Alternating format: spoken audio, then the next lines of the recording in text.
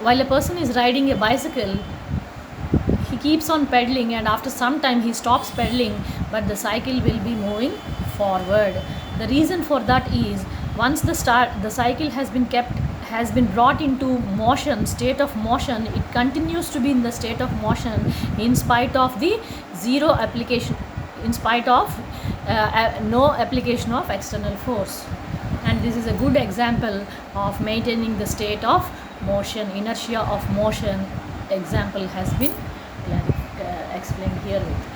Herein, the bike moves with uniform velocity until and unless an extra force is given. If an extra force is given to this cycle by further pedaling, it will increase the velocity. And if the velocity increases, it means there is acceleration, and mass into acceleration is nothing but force.